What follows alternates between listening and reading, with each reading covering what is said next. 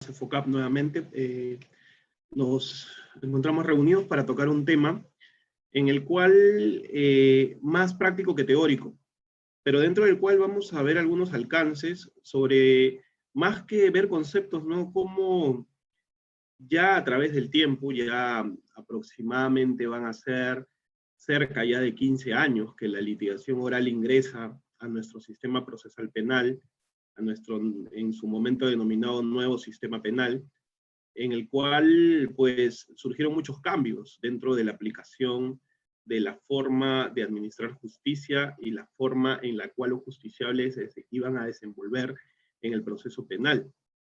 En ese contexto es que este tema en su momento era un tema muy novedoso. Cuando se hablaba de litigación oral, recuerdo, ni siquiera era materia de la currícula en pregrado. Recién se empezaban a ver estos temas a nivel de lo que era capacitación o a nivel de posgrado. Entonces, en ese sentido, pues resulta importante ver cómo ha evolucionado la litigación oral y ver los conceptos de la misma a través, pues, del tiempo. Si bien el tema del día de hoy busca desarrollar o absolver conceptos, creo de que es pertinente no solo tocar los conceptos, sino ver la realidad de la aplicación de la litigación oral hoy en día. Más aún que este tema fue ideado en su momento y fue materia de estudio frente a lo que era netamente una litigación oral presencial. En ese momento era casi imposible hablar de una litigación oral a través de salas de audiencias virtuales. Es más, las clases de litigación oral, al ser eminentemente prácticas, se llevaban pues de manera presencial. Hoy en día, una de las situaciones que nos trajo la pandemia es tratar de adaptarnos a nuevas situaciones que generan pues el poder no solo llevar audiencias de índole virtual, sino también adecuarnos a la realidad virtual en el sentido de poder transmitir y poder tener un ámbito de intercambiar conocimientos a través de plataformas digitales. En ese sentido, vamos a ver pues cómo influye la litigación oral en ese sentido. Vamos a compartir unas diapositivas, pero más que todo me gustaría poder interactuar. Si tienen alguna pregunta, en cualquier momento me la hacen saber, por cuanto es un tema más práctico que teórico, y del cual vamos a inclusive tocar determinados ejemplos, tanto a nivel de la aplicación presencial como de la aplicación virtual, dentro de lo que son las técnicas de litigación oral.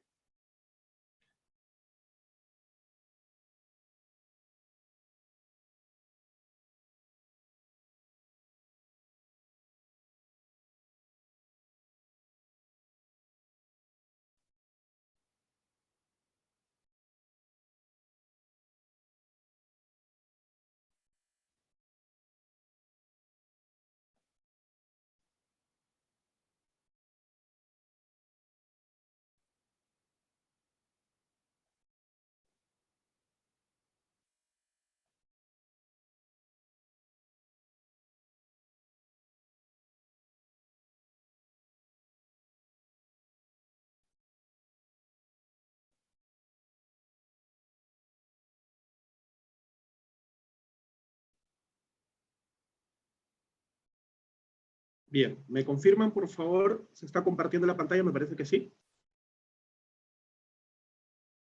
¿Se ven las láminas?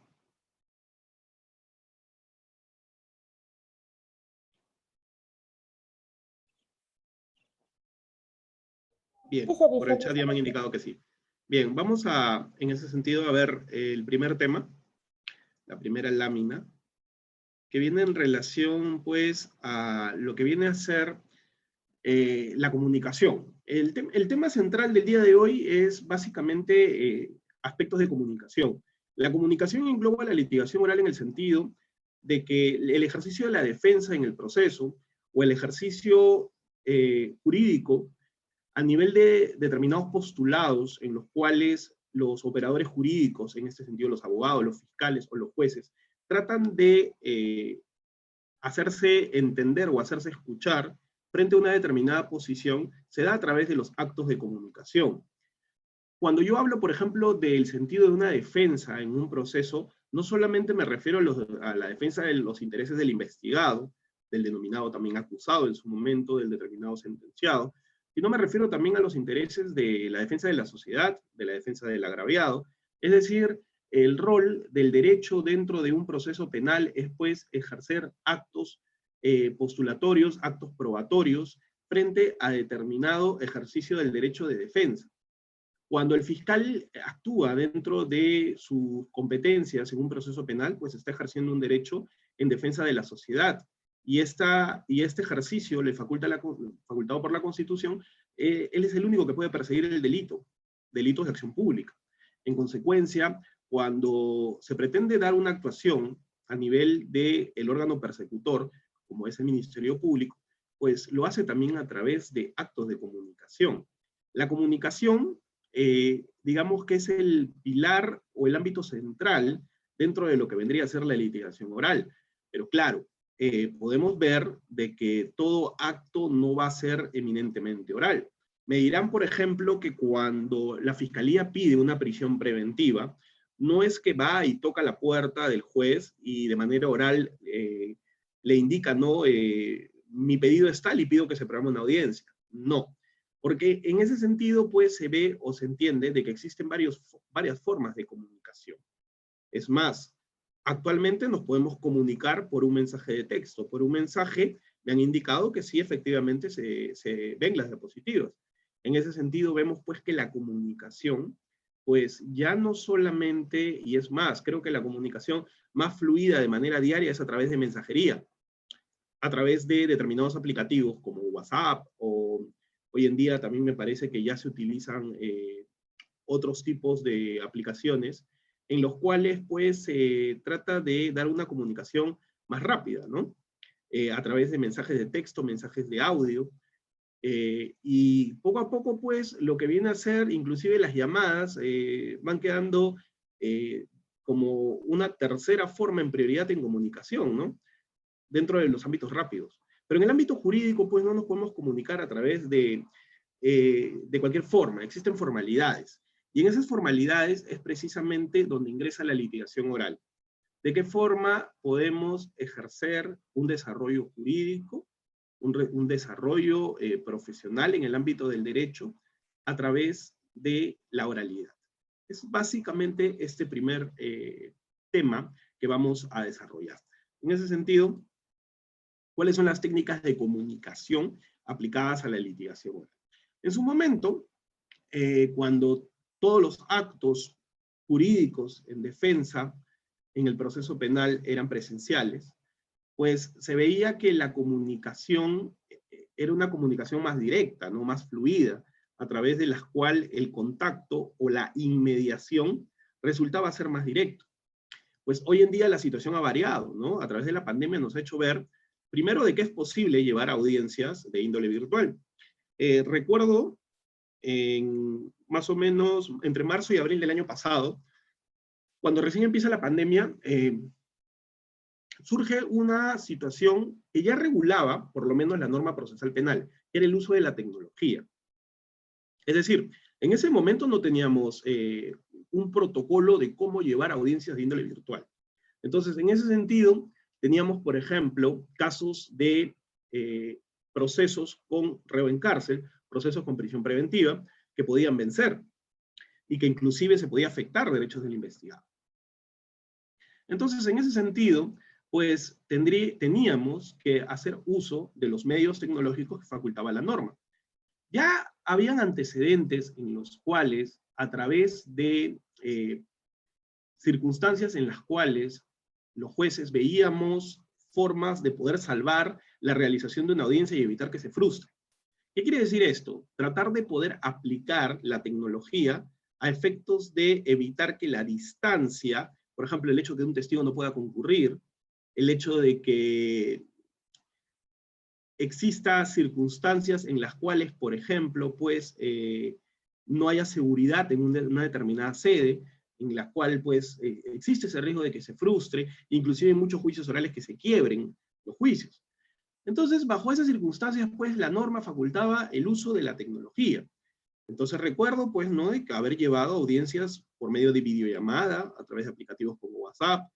He podido apreciar juicios donde se ha hecho conexiones de peritos a través de aplicativos como el Messenger, a través de Facebook, y en lo cual, pues, eran circunstancias innovadoras, ¿no?, entre las cuales se trataba de buscar una solución ante el riesgo de llevar audiencias de carácter presencial, producto, pues, de la pandemia.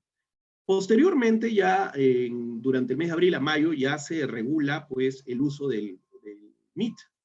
Y en el uso del Meet, pues, no, hoy en día podemos llevar determinadas audiencias a través de ya protocolos que están establecidos. Estos protocolos, pues, establecen que las audiencias puedan ser llevadas prácticamente de la misma forma que se llevaría de manera presencial, pero a través de una sala de audiencias virtual, en la cual la misma audiencia también es grabada en audio y en video, pero con la diferencia de que las partes no están físicamente en un mismo lugar. Esto es, digamos, la excepcionalidad a esa situación. Y frente a ello, vamos a preguntarnos en este primer momento si la comunicación es igual en ese sentido.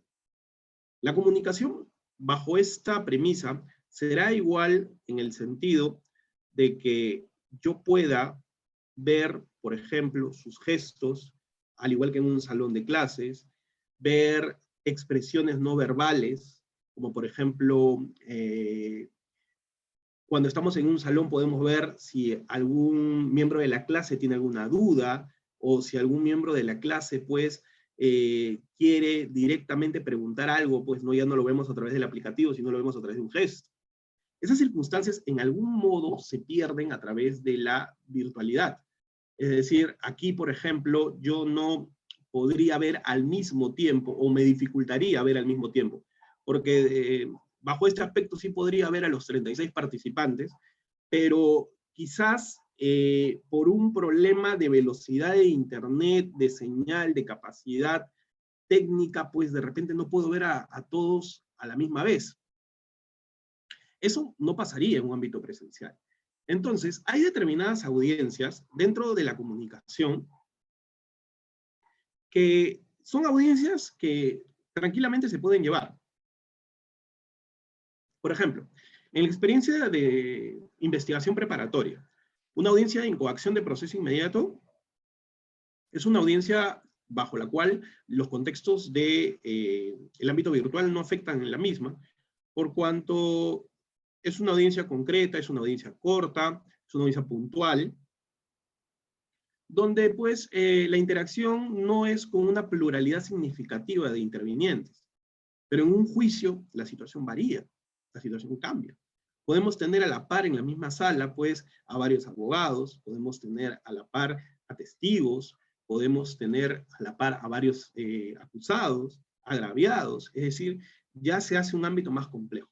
Entonces, lo que podría darse en una situación a futuro es de que se den circunstancias en las cuales pues se pueda ver determinadas audiencias que sí se vean de manera virtual y determinadas audiencias que se vean de manera presencial. A ver, ¿alguien levantó la mano? Luis Portuondo. Sí, se te escucha.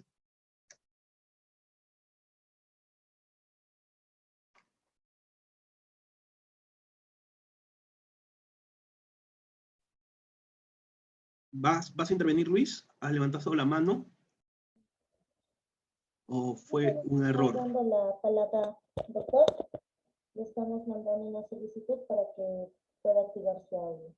Ah, ya, ok.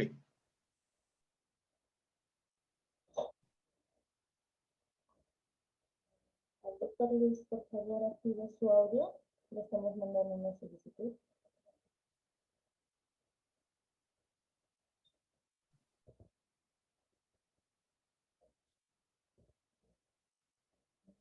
Parece que no, doctor, fue una equivocación quizá.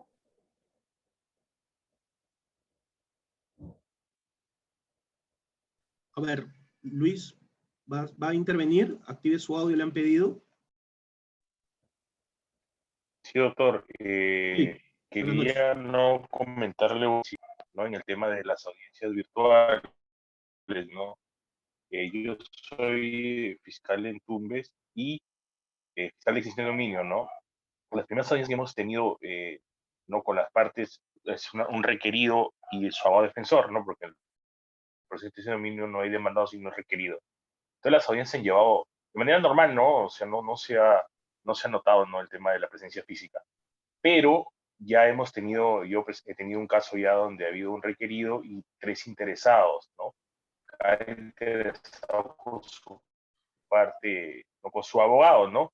Y el problema viene sobre todo por las personas requeridas, ¿no? Que muchas veces no saben usar los aplicativos, encienden sus audios, no los saben apagar, las acreditaciones, todo. Y una audiencia el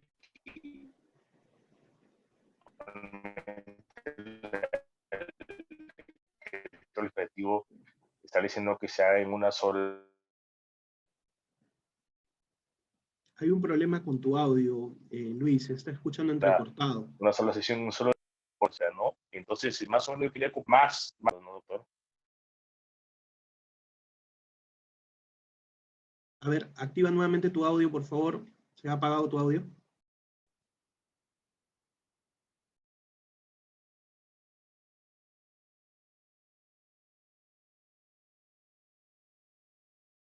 Doctor Luis, nuevamente le estamos enviando el enlace, la invitación para que active su audio. Sí, Sí, parece que ya está activado. ¿me escucha, sí, doctor? Te escuchamos. Sí, te escuchamos. No, le quería comentar una experiencia, ¿no? Con el tema de las audiencias virtuales, ¿no? Y la nueva modernidad producto del COVID. ¿No? Yo soy fiscal de extinción de dominio y hemos tenido las primeras audiencias, ¿no? En Tumbes, ¿no? Y de manera virtual se han llevado de la mejor manera, ¿no? Sin extrañar, pues, ¿no? La presencia física, ¿no? Porque ha sido un requerido y su abogado defensor. Pero hemos tenido justamente la semana pasada un caso donde ha habido un requerido, 3 interesados, el requerido con su abogado y los interesados con sus 3 abogados. Entonces hemos tenido 8 personas más el procurador 9 y el juez 10 en una sala. La audiencia que normalmente de actuaciones probatorias debe durar, se debe hacer un solo acto. Digamos, por el cuarto día no la terminamos, ¿no? Pero la dificultad más que todo es por el tema de las personas que son ajenas muchas veces a la tecnología, ¿no? Los requeridos no encienden su audio, no se conectan bien. Entonces la dificultad yo creo que en estas audiencias viene cuando ya engloba una pluralidad de sujetos procesales, doctor. Sí, te agradezco mucho tu comentario porque nos permite ver pues la realidad nacional, ¿no? Y esto es una cuestión en la cual prácticamente todos empezamos de cero, ¿no? Una audiencia virtual antes era una excepción, hoy en día es la regla. Antes las audiencias presenciales era la forma en la cual se llevaba una audiencia. Hoy es al revés, la audiencia presencial es excepcional. Es decir, si ya no se pudiera, pues recién se podría aplicar una audiencia excepcional, presencial. El año pasado, recuerdo cuando se empieza a instalar el Meet, pues eran momentos en los cuales había que tener, digamos, mucha paciencia entre todos. Aprender a encender el audio, aprender a apagar el audio, las partes, de muchas, les puedo hablar de manera concreta, donde está ubicada mi corte, Lima Este, muchas personas se conectaban a través de celulares. En ese sentido, al conectarse a través de celulares tenían dificultades con prender la cámara, con apagar el audio, es decir, había ese problema, ¿no? Y también entre ya las partes jurídicas, habían problemas a veces de las conexiones. Situación que a veces, hasta hoy en día sucede. ¿Y esto cómo se manejó o cómo se ha tratado de manejar, por lo menos en la experiencia que yo les puedo transmitir? El primer problema era el link, como primer aspecto, digamos, dentro del ámbito de comunicación, ¿no? El link. Sabemos que necesitamos un link para poder acceder. Entonces, había la práctica, y dentro del mismo protocolo de audiencias, que el link debe ser enviado posterior a la resolución, ¿no? Y se hacía una coordinación previa para poder enviar el link. Entonces, por lo menos en la práctica, en un inicio, pues se pudo ver de que era tedioso en el sentido de que se realizaba un doble trabajo, pero se trató de ver formas de simplificar esta situación. Hoy en día enviamos los links en la misma resolución. Entonces, esto ha ido en un ámbito de costumbre, en la cual las partes ya saben que en su resolución está el link. Segundo punto, también los problemas iban en el sentido de problemas de conexión. Pero en la resolución se consigna pues un número telefónico y un correo electrónico a efectos de que las partes pues puedan inclusive comunicarse, y se les pone 10 minutos antes por problemas técnicos. Sin embargo, han habido circunstancias donde las partes no toman las previsiones, salvo en los casos de detenidos, que son audiencias pues que se tienen que programar casi de manera inmediata. Pero en los casos de ya audiencias que son programadas con anticipación, se le advierte a las partes que tomen sus previsiones. Y he podido tener audiencias donde, claro, han querido intervenir, pero no han podido. Entonces, en esa situación ya había el apercibimiento previo, ¿no? Pero siempre, pues, también tratando de garantizar el derecho, ¿no? Puede ser de que sea una situación, pues, también que no se pueda advertir, ¿no? Y frente a ello, o sea, les voy a poner un caso concreto. Hoy en día también está en discusión, y voy a responder ahorita una pregunta que me han hecho llegar también por escrito. Está en discusión, o sea, cómo se debe llevar la audiencia, ¿no? Y de plano yo les digo que la audiencia se debe llevar de la misma manera que si fuera presencial, en todos los aspectos. Y he podido tener audiencias, por ejemplo, con un abogado que en una primera oportunidad hizo una audiencia caminando. Obviamente se le apercibió, ¿no? Que no era la forma de llevar una audiencia. La segunda oportunidad ya no quería llevarla caminando, sino quería llevarla dentro de un mototaxi. Y eso pues ya afecta una de las circunstancias bajo las cuales nos regimos todos, ¿no? Que no son las formas de llevar una audiencia. Entonces ya es una situación que no se puede dar dentro de un ámbito de costumbre, por respeto inclusive pues al investigado. También he visto circunstancias donde el fiscal ha tenido pues que llevar audiencias en la calle, pero por cuanto de manera correlativa tenía que llevar pues una diligencia, por ejemplo, de una exhibición de documentos. Entonces justificaba el motivo y eso hacía ver pues también de manejar determinadas excepciones. Vamos a absolver la pregunta y luego vamos a continuar con estos aspectos. Me pregunta Edwin Gómez Palomino. ¿Qué opinión le merece que en las audiencias virtuales se exija llevar a cabo si en las provincias apenas las personas por su condición económica, cultural, geográfica, conocen teléfono celular? Peor aún, las apps. También sobre las notificaciones vía edicto publicadas en la página web, si a las provincias ni periódico llega y el juez asume que basta una publicación de edicto. Aquí hay que determinar qué lugar, porque no podríamos ser tan genéricos. Por ejemplo, yo no podría decir que en la provincia de Cañete, pues, no llega un periódico. No podría decir, pues, que en Piura no pueden ver un edicto electrónico. Habría que determinar qué lugares, pues, no tienen conexión a Internet. Y yo dudo mucho, pues, de que si existe el conocimiento de determinada corte, por ejemplo, la corte de Huamanga, si en Ayacucho tienen conocimiento que en determinado distrito o en determinada provincia, pues hay problemas de conexión. O las personas, según, y esto también es responsabilidad del juez, pues no tendrían un conocimiento mínimo de tecnología a través de lo que podría ser el manejo de un aplicativo para llevar una audiencia virtual, pues no podría darse de esa manera, ¿no?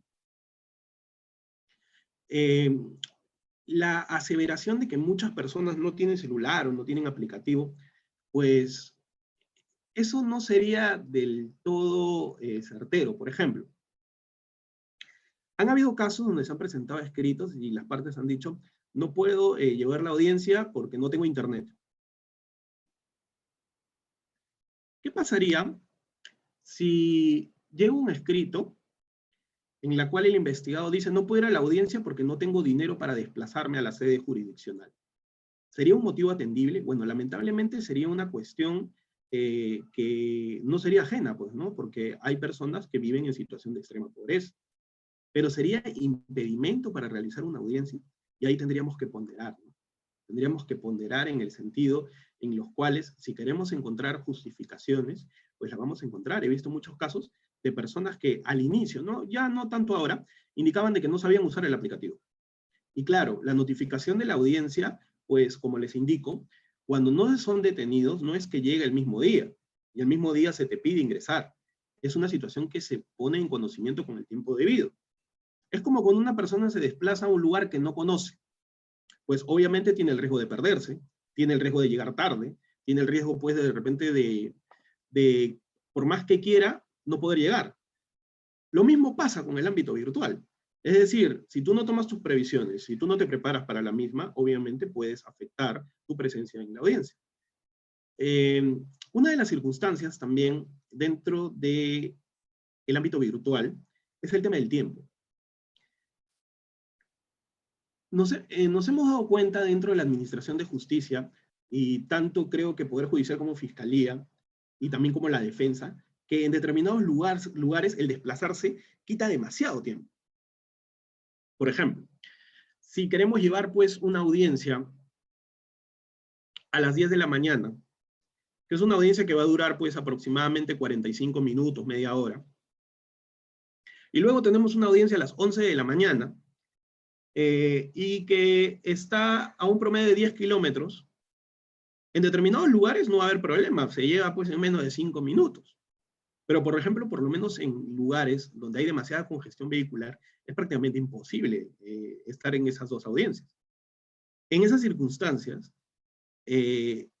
dentro del contexto de la virtualidad, pues la situación cambia.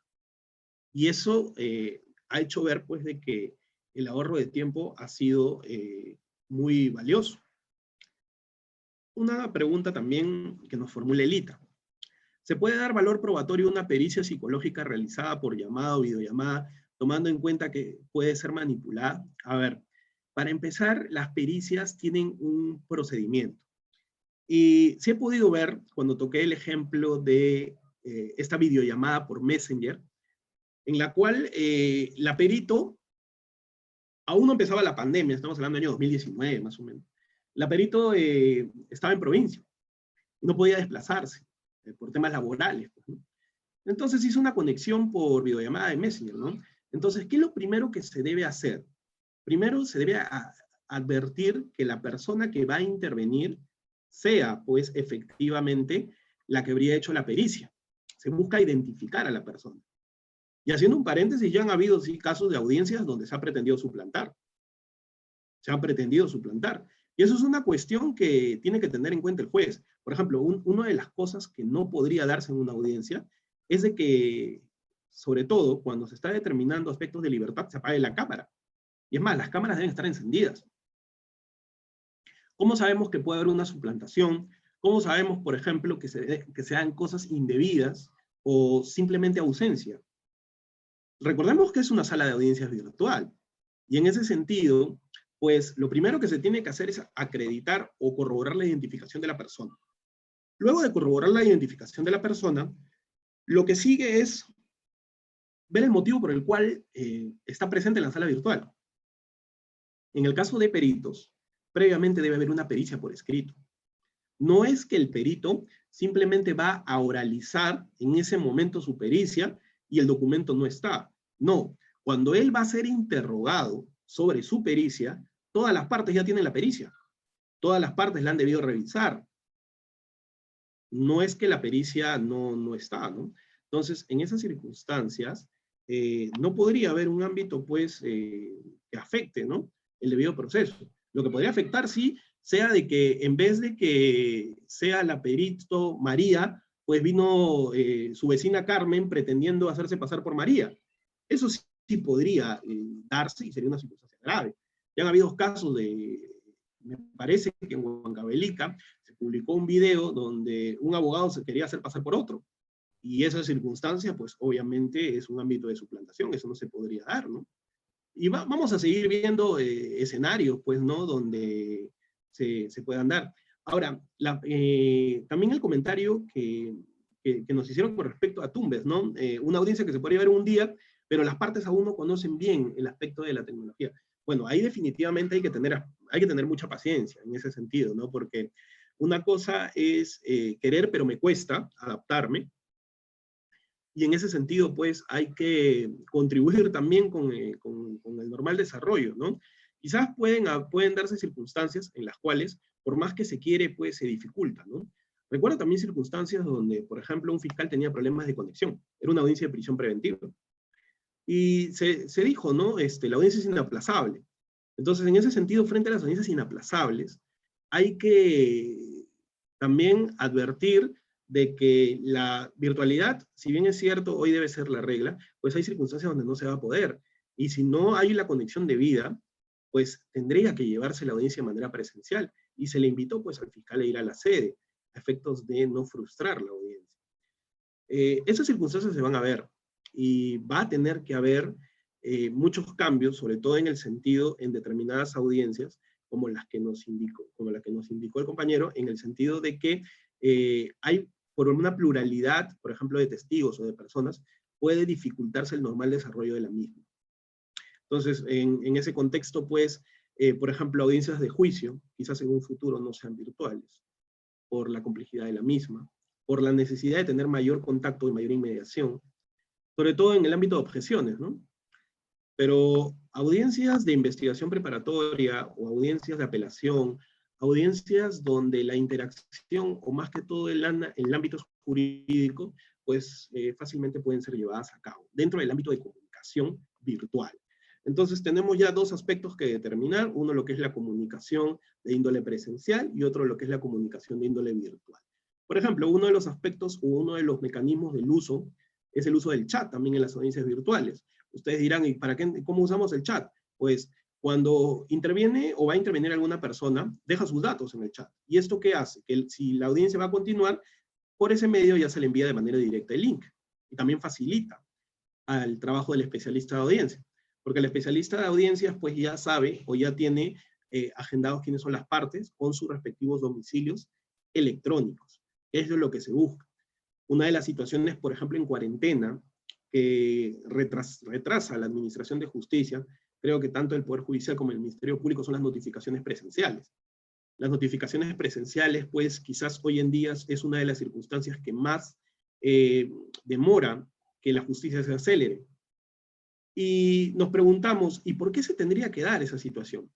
Y creo de que la pandemia nos ha enseñado muchas cosas. Lo primero, de que no todas las personas pues tienen una cuenta bancaria. Y el gobierno pues inmediatamente advirtió y dijo, si todos los peruanos tuvieran una cuenta bancaria, pues se evitarían aglomeraciones en los bancos. O sea, fue una situación que se advirtió. Y también es importante de que todas las personas tengan un domicilio electrónico. Y no todas tienen un domicilio electrónico. Claro, viene también la pregunta del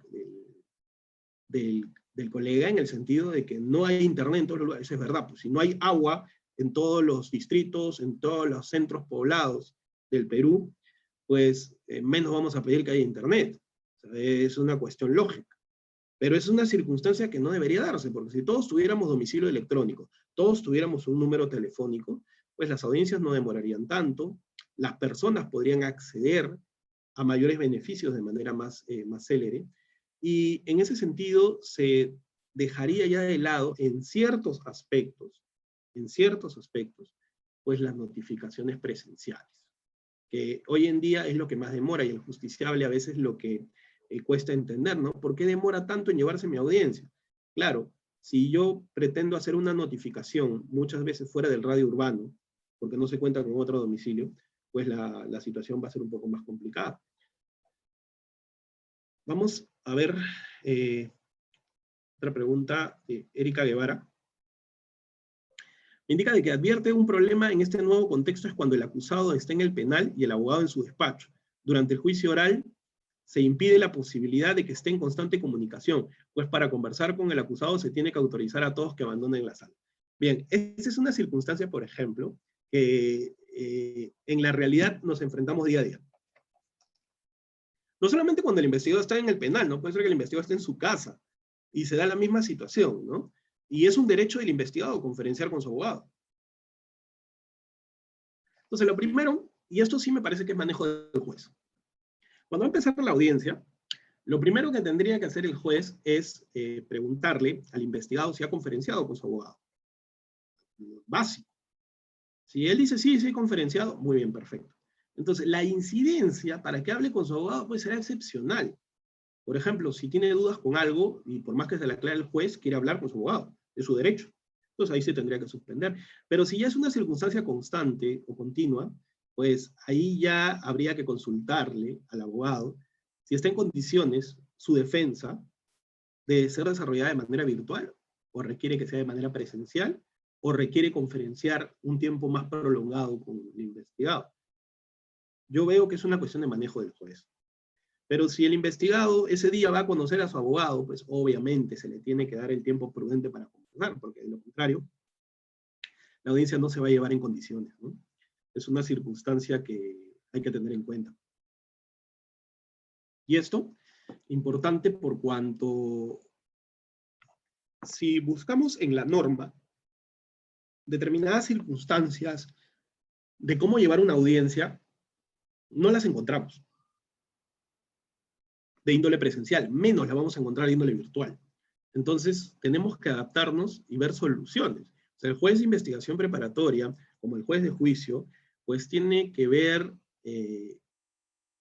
cómo solucionar determinados aspectos que se nos presentan día a día a nivel de las audiencias virtuales. Ahora, hay circunstancias también que la virtualidad ha hecho de que antes sean imposibles de realizar. Por ejemplo, una audiencia de prisión preventiva y el investigado está fuera del país. No obstante, el investigado se entera de la audiencia a través de sus familiares, se comunica al juzgado, pide el link y pide participar. ¿Se le puede prohibir intervenir? No. ¿Está fuera del país? Sí, está fuera del país. Pero puede participar de la audiencia virtual. En ese sentido, si la audiencia fuera presencial, no podría intervenir, salvo pues que pida su intervención de manera virtual. Pero sin los aspectos virtuales, sin el Meet que aplicamos hoy en día, o sea el aplicativo, la plataforma que fuera, pues su intervención tendría que venir al país. Entonces, esas circunstancias en defensa de los derechos del investigado, en defensa de la parte agraviada, de los terceros, de poder ser oídos, de poder intervenir, hoy en día la virtualidad ha acercado de mucha forma la justicia a lugares donde quizás no se accedía con facilidad. Si bien es cierto, pues, y una de las carencias frente a nuestra realidad, es decir, que hay zonas donde no hay cobertura, hay zonas donde no hay conexión, pues, sin embargo, la conexión telefónica sí se puede dar. Y es más posible que una conexión vía internet. Entonces, igual facilita, pues, ¿no?, de que exista esta intervención por parte de los actores. En ese sentido queda claro, entonces, que la oralidad no solo va a ser a nivel presencial, sino también va a ser a nivel virtual, que inclusive podamos estar todos conectados e interactuando a través de una sala de audiencias virtual. En ese sentido, bueno, en su momento, aunque es una situación que hoy en día igual, las audiencias tienen características o principios que forman parte de siendo la oralidad el principal pilar, como indicamos, la publicidad, salvo que las audiencias de índole virtual sean reservadas por la naturaleza del delito, la inmediación, que se va a mantener a nivel virtual, y eso es una circunstancia donde el juez tiene que advertir, pues, el conocimiento, ¿no?, de las partes frente a determinadas circunstancias, o cuando requiera tener contacto con las mismas, ¿no? Por ejemplo, en audiencias de determinación anticipada. En audiencias de determinación anticipada, los jueces tenemos que tener mucho cuidado donde el investigado acepte los cargos y acepte haber realizado el delito. Porque de lo contrario estamos condenando a una persona que no se considera culpable. Y por más que el abogado llegue a un acuerdo, pues si el investigado no comprende lo que el acuerdo en sí, o no comprende los alcances de su aceptación de responsabilidad, pues no se puede dar la misma. Y eso se puede dar solo a través de la inmediación. ¿Se puede dar esto a nivel virtual? Sí, hay una inmediación a nivel virtual. La contradicción, claro, y uno de los aspectos que se tiene que dar tanto en una audiencia presencial como en una audiencia virtual es el orden. O sea, todas las partes tienen el derecho a intervenir, pero todos no pueden intervenir a la vez. Entonces, se marcan cuestiones de orden. Y estas cuestiones de orden en el ámbito virtual también se dan. Las personas terminan de intervenir, apagan su audio. ¿Y por qué se apaga el audio? Para evitar interferencia. Hay momentos en que la interferencia es muy fuerte. O hay momentos también donde pues la velocidad de internet, y este es uno de los aspectos también, que quizás mucho no se habla, pero las señales de internet a veces, por más que uno quiera, no son muy buenas. O sea, son circunstancias que se dan. Y eso es una realidad a nivel nacional. Entonces aquí veamos pues, ¿no?, de que si en las capitales de provincia la señal de internet es mala en algunos lugares, pues cómo pedir que en determinados lugares más alejados pues sea buena. Es uno de los retos o de las circunstancias que nos encontramos también día a día. Entonces, el ejercicio de los principios, el ejercicio del derecho de las partes, se va a mantener. No hay una afectación, no hay una restricción, no hay una circunstancia que ponga en peligro el debido proceso en este contexto. Ahora, lo que también ha generado este cambio, y que hemos hablado en un momento, es el ámbito de las notificaciones, que las notificaciones sean más rápidas. Por ejemplo, han habido circunstancias donde en las declaraciones a nivel preliminar, los investigados dan sus datos. Los efectivos policiales le preguntaban tu correo, tu teléfono, datos que en los requerimientos a veces, y claro, estamos acostumbrados o casilla electrónica, o correo electrónico, o domicilio físico, domicilio rendido. Pero no podíamos notificar por razones de cuarentena. Y en ese sentido, pues, se llamaba telefónicamente para notificarle al investigado. Y el investigado en ese momento decía, no, yo sí tengo correo electrónico. El agraviado también decía, yo tengo correo electrónico, me puede notificar vía correo electrónico, me puede notificar vía WhatsApp, me puede mandar el archivo. Es decir, surgen nuevas formas de poder hacer aspectos céleres en notificaciones o aspectos céleres en comunicación, a través de lo cual, pues, facilita. Por ejemplo, una de las cosas que más molestaba a las partes, a todos, y nos incluimos todos, imagínense, pues, que ustedes llegaban, se desplazaban al Poder Judicial, se desplazaban a la Fiscalía, a una determinada diligencia, una determinada audiencia, y la misma no se llevaba. Se perdía tiempo. Una de las grandes taras también del sistema, la lectura del expediente. Pasaban a leer el expediente. Hoy en día, lo bueno digamos, del sistema es que, salvo los casos en liquidación, todo está digitalizado. Entonces, yo recuerdo, pues, de que normalmente, comienzos del 2000, fines de los años 90, todas las lecturas de expedientes eran de 2:30 a 4, la mayoría de juzgados, ¿no? Entonces, todos los abogados haciendo fila, pues, a efectos de tratar de primero que se ubique el expediente, y luego tomar lectura del mismo, y transcribir a mano, porque ese tiempo, pues, los celulares no tenían ni cámara. Entonces, y cuando tuvieron cámara, se prohibía tomar fotos. Entonces, justo creo que 2 años antes, o 3 años antes de que empiece la pandemia, recién se autorizó en casi todas las cortes y el Ministerio Público tomar fotografías. Y hoy en día todo está digitalizado. O sea, es una cuestión en la cual puedes evitar perder tiempo y evitar un desgaste innecesario. Si la audiencia no se va a llevar, una comunicación telefónica es lo más óptimo. Pero antes era una situación casi imposible, ¿no? ¿Por qué? Porque había una formalidad ya prácticamente burocrática, en el sentido de que se debían cumplir determinadas circunstancias de índole muy marcado, ¿no?, dentro de las formalidades del proceso. Y esto, pues, generaba, pues, muchas veces retardo en la administración de justicia.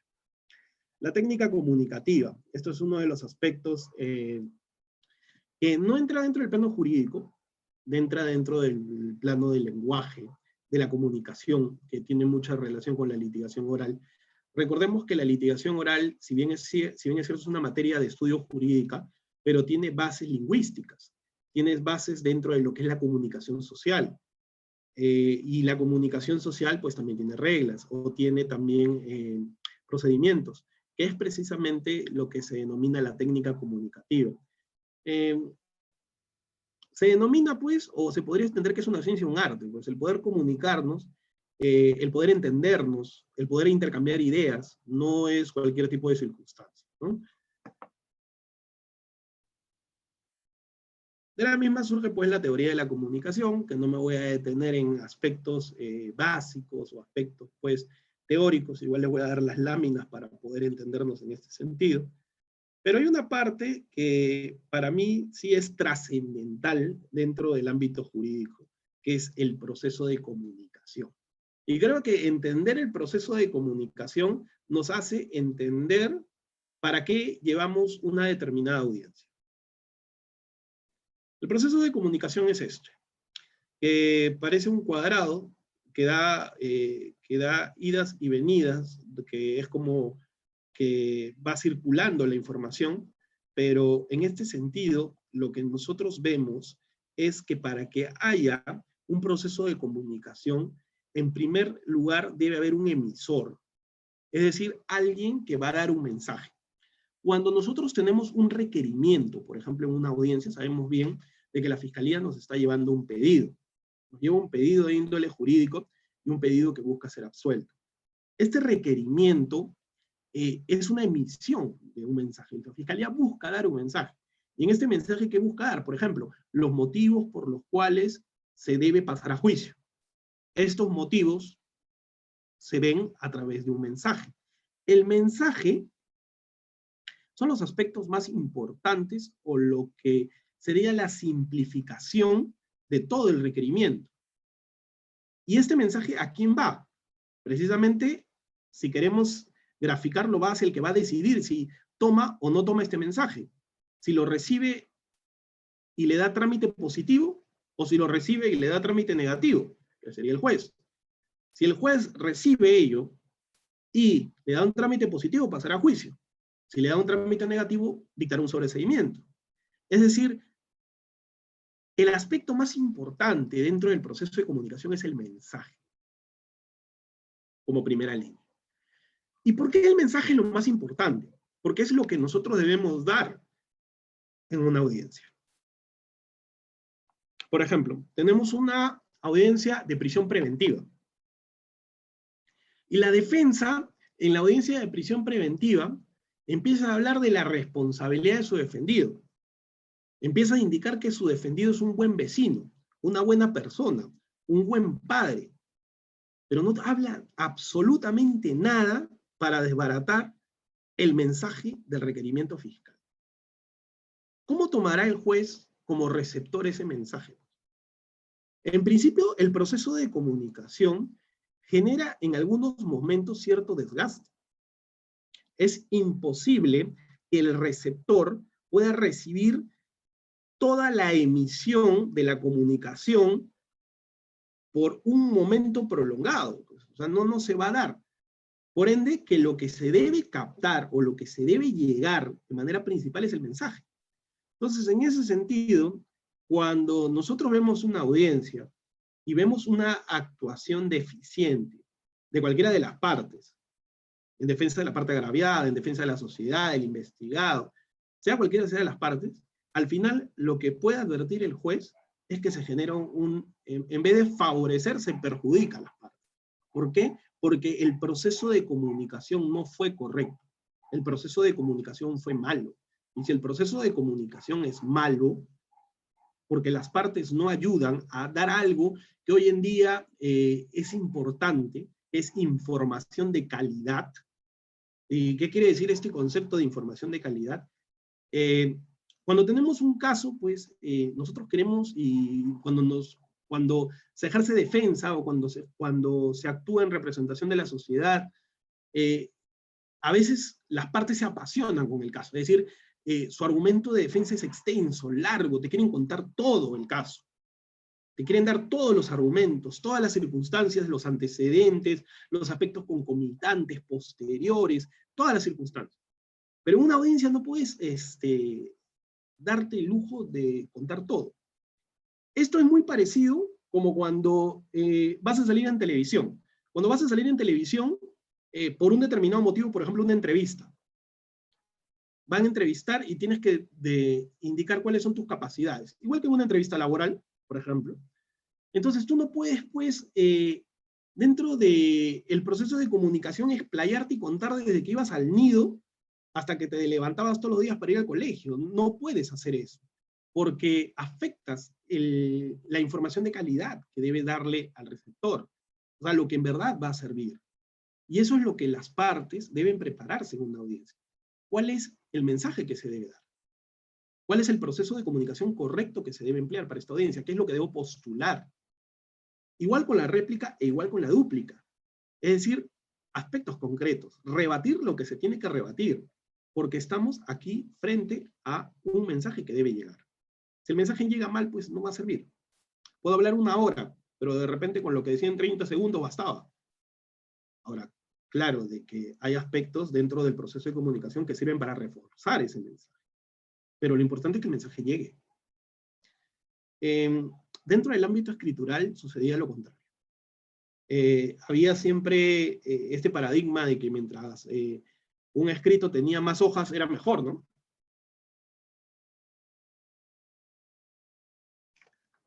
Y dentro de las calificaciones, por ejemplo, de admisibilidad de los recursos, la norma es clara en exigir ciertos requisitos, ¿no? Y estos requisitos implican de que las partes justifiquen, pues, ¿no?, su impugnación en ciertos aspectos, como en una pretensión concreta, que indiquen los agravios dentro de los fundamentos de hecho y fundamentos de derecho. Y hay apelaciones, pues, donde hay media cara, ¿no? Y en media cara no se consigna nada, ¿no? Entonces, aquí se es una circunstancia distinta. Igual, si se quiere hacer una impugnación oral. En este caso, el juez tiene que determinar ciertos mensajes, como cuál es su imputación concreta, cuáles son sus fundamentos de hecho y sus fundamentos de derecho. Pero por más que debe ser concreto, pues tampoco puede ser muy escueto, que también hay que diferenciar ello. Segundo aspecto del proceso de comunicación, y que debe ser también muy importante, que es el ámbito dinámico, el feedback. ¿Qué quiere decir el feedback? El proceso de comunicación, como pueden ver, va y viene, va y viene. Entonces, para que sea dinámico, pues el emisor transmite un mensaje y el receptor tiene que canalizar ese mensaje. Y muchas veces en las audiencias surgen, pues, preguntas, ¿no? O sea, uno de los aspectos que yo, por lo menos dentro de mi punto de vista, cuando hay una alegación, sea de la Fiscalía o de la Defensa, y me lleva un requerimiento, por más sencillo que haya, pues siempre hay algún aspecto que comentar o algún aspecto que aclarar, ¿no? Hace pocos días había un acuerdo de terminación anticipada. Y en este acuerdo de terminación anticipada, tanto Fiscalía como Defensa ya habían acordado la pena, era favorecimiento al tráfico ilícito de drogas, habían acordado 5 años, con el beneficio de terminación anticipada. Y al momento de la audiencia se le preguntan los datos a la investigada, y se le hace una pregunta que para mí es elemental, pero que muchas veces no se hace, ¿no? ¿Padece de alguna enfermedad?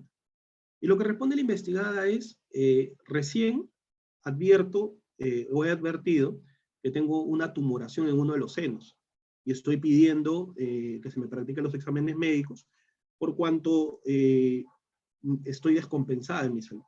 Se le pregunta a la Fiscalía y a la Defensa, ¿han tenido ese aspecto dentro del acuerdo? Y no lo habían tenido. ¿Por qué? Porque, bueno, el abogado no había podido conferenciar con su defendida producto de la cuarentena, pero son aspectos elementales dentro de la comunicación. O sea, imagínense, pues, condenar a una persona que no se sabe si tiene de repente una enfermedad grave, incurable, de repente una circunstancia, pues, ¿no?, de que afecta a su salud, afecta a su vida, ¿no? Al margen del ámbito jurídico, son circunstancias que se deben tener en emitir el pronunciamiento. Entonces, esto es, pues, los aspectos del feedback, el tratar de interactuar con las partes. O sea, esos aspectos en los cuales simplemente el juez escucha y su tiempo acabó, siguiente, pues las personas, los que esperan de la Administración de Justicia, tanto de la Defensa como del Ministerio Público, es el ser escuchadas. Y el ser escuchadas, pues, implica no solamente, pues, ya, te voy a escuchar 5 minutos, no. O sea, implica de que el operador jurídico trate de comprender el mensaje. Porque el proceso de comunicación, claro, está, ¿no? Te tienen que dar el mensaje, pero a veces, ya, tú tienes que buscar el mensaje porque las partes no te lo dan de manera concreta y tú requieres información de calidad. Claro, que en el ámbito jurídico te la tiene que dar el abogado y te la tiene que dar el Ministerio Público, pero de las personas, de los civiles, pues a veces no se expresan con claridad, a veces no te llevan la información de manera clara y tú tienes que buscarla, ¿no? En ese sentido. ¿Por qué? Porque es responsabilidad del juez también tratar de comprender lo que están indicando. Y esto va también en los sentidos, por ejemplo, cuando se busca un traductor o un intérprete, pues tiene un motivo, ¿no? Para que el juez pueda entender, ¿no? Si no, no llevamos un traductor ni llevamos un intérprete. Lo mismo sería, pues, en contextos normales. Esto es lo que es el feedback. Ya hemos podido graficarlo e indicarlo. Y estas son las clases de comunicación. Por ejemplo, en estos momentos tengo dificultad para poder advertir su comunicación de ustedes no verbal. Sobre todo los que tienen cámara apagada, es casi imposible, o sea, imposible, no puedo ver su comunicación no verbal. Podrán hacer uso de la palabra, podré escuchar su comunicación verbal, pero la no verbal no la podré ver. ¿Y esto influye? Sí, sí influye. Influye a través de determinadas expresiones. Y las expresiones, pues, es una forma de comunicación. Hace poco, ha sido si no ha sido ayer, justo me llega un video acá en Lima, en una determinada audiencia, creo que se volvió viral, en el cual un abogado se encontraba vestido de una determinada forma. Y lo que cuestionan los jueces es si es la forma correcta para estar presente en una audiencia. Y dentro de la comunicación verbal, puede advertirse de que él cuestiona de que su forma de vestir no va a influir en su conocimiento. Pero acá hay aspectos a tener en cuenta, y aspectos frente a la comunicación no verbal. En la comunicación no verbal, los gestos que realizaba el abogado, según mi apreciación, se podían considerar como una falta de respeto. Y esta circunstancia no se veía en la comunicación verbal, sino se veía en la comunicación no verbal. Estos aspectos son trascendentales, porque en una audiencia presencial es más fácil de determinar. En una audiencia virtual requiere mucho la atención del juez, porque pueden haber circunstancias que se pueden obviar. Hay malas prácticas dentro de las audiencias presenciales. Por ejemplo, apagar las cámaras, o que durante la intervención de la otra parte, por ejemplo, está interviniendo el fiscal y el abogado se pone a hablar por teléfono. Antes en una audiencia presencial, las partes se ponían a mensajear. Y claro, pues creo que es tolerable, pues ya un uso limitado, ¿no? O sea, ya, bueno, envío un mensaje, pues, ¿no? O sea, no vamos a llamar la atención porque estén viendo un mensaje, ¿no? Pero si está, obviamente, ya chateando durante toda la audiencia, claro, pues amerita una llamada de atención. Pero ya al ponerse a hablar por teléfono, pues en una audiencia presencial, eso ya era cero tolerable, en una audiencia virtual tampoco se puede. Y otro de los aspectos que sobre todo veo en el caso de las defensas, no lo he visto en el caso de las fiscalías, eso sí tengo que aclararlo, pero sí en el caso de las defensas, tanto pública como privada, es llevar dos audiencias a la par. Y llevar dos audiencias a la par, pues tampoco es un correcto ejercicio del derecho de defensa, o sea, no se puede dar eso. Eso, por ejemplo, es una de las malas prácticas, afecta tanto la comunicación verbal como la comunicación no verbal, más que todo, pues, al protagonista del proceso, que es el investigado, no se le puede afectar de esa manera. Y en el tema de la vestimenta, ¿no? Que es una cuestión que se va también a poner, se va a tratar de ver ya quizás en la evolución, ¿no?, de las audiencias virtuales. O sea, yo les puedo transmitir determinados conocimientos o sea, cuestiones que he podido advertir, ¿no? Por ejemplo, en el sistema colombiano, las audiencias son informales, es decir, no se exige, pues, cierta formalidad en el vestir. No hay distintivos que acrediten a las partes. El único que tiene distintivo es el juez, que tiene toga, en el sistema colombiano. En el sistema de nosotros, el sistema peruano, es un sistema muy formal. No solo por la influencia española desde, pues, o sea, si nosotros vemos, pues, desde cómo se llevaban las audiencias, desde haciendo historia, pues, ¿no? Desde el virreinato, siempre ha sido muy formal. Entonces, eso implica de que nosotros utilicemos distintivos para determinar al juez, al fiscal, al abogado. Y ustedes imagínense, pues, y cosas que se han dado, ¿no? O sea, al abogado, pues, en pijama con la cinta del colegio de abogados.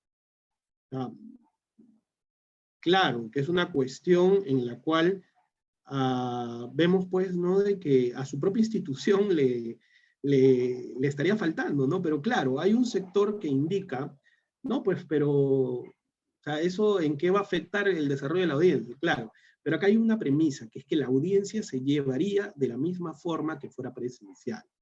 Ahora, imaginemos, pues, de que se den esas circunstancias, y ya se han dado no solamente acá, se han dado circunstancias en otros lugares, o también dentro del territorio donde han habido actos muy inapropiados dentro del manejo de la audiencia virtual. Y esto es porque muchas veces de manera inintencionada, o sea, no ha habido intención, pero muchas veces, pues, sí la ha habido, ¿no? O sea, yo quiero llevar la audiencia con pijama, va el abogado y la quiere llevar con pijama, pues, ¿no? Entonces, eso no podría darse, ¿no? Es una cuestión de que todas las partes en la audiencia implican, y parte de la costumbre de nuestro sistema, que es el respeto, ¿no? Se cuestionaba mucho, por ejemplo, de que en verano, por lo menos en Lima, los litigantes, los usuarios, no pudieran ingresar con ciertas prendas de vestir a las sedes judiciales. Por ejemplo, estaba prohibido ingresar con short, ¿no? Y hasta que hubo un ámbito en el cual se cuestionó de que una mujer no pudiera entrar con minifalda y se establecía, pues, de que había una conducta que afectaba la libertad en este sentido, ¿no? Y bueno, más allá del tema de género, era el ámbito de si se podía limitar o no el uso de determinadas prendas para ingresar a una institución pública. Entonces, siempre ha habido ese formalismo. Y ahora imagínense, pues, de que una de las partes, si se le exige el formalismo a los litigantes, una de las partes pues, puede hacer una audiencia en esas condiciones, ¿no? Entonces, creo que son aspectos que por ahora serán a criterio de la sala de audiencias virtuales como una sala presencial, es decir, cómo dirige el juez o cómo pretende que se lleve a cabo la audiencia en la sala, ¿no? Son aspectos importantes. Bueno, les reitero que si tienen alguna duda, la hagan llegar.